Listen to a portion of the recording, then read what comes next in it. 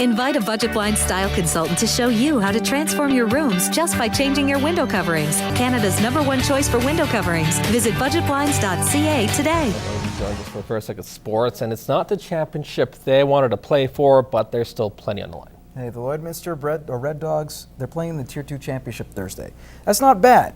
It's a little tough, of course, being ousted in the semifinals to the Edmonton Chargers. So gearing up to play this week has been more of a mental challenge during practice.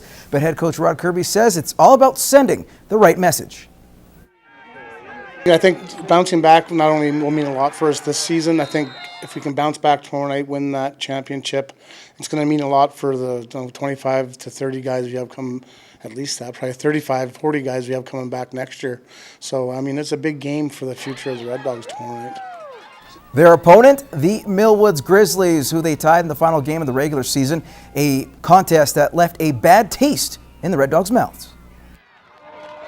A week and a half ago when we went to Millwoods, and we should have won that game by, and I still maintain we should have won by 25 points, and somehow at the end of the game it ended up tied. So we had a lot of things go against us that game.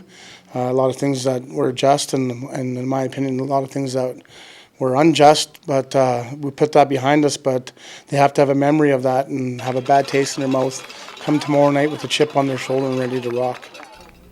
Now the game will be held in Edmonton tomorrow night. Kickoff is at 7:30. Meanwhile, the Prairie Pirates AAA ball club didn't have the opening they hoped for after getting swept by the Saskatoon Cubs on Saturday. Now the Pirates left runners on base in their opener, but started to find their way in game number 2. Top of our order did a pretty good job of getting on base, and then middle and bottom we kind of left them hanging.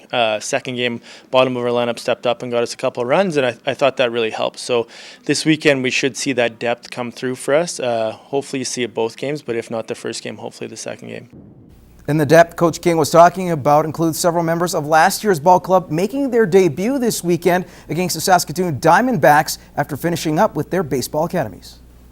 Timing kind of worked out, so we're excited to see kind of what our pitching staff looks like and what our hitting lineup, and I think our hitting lineup will be one of the deepest in the leagues 1 through 9, so I think we should put a lot of kids on base this weekend.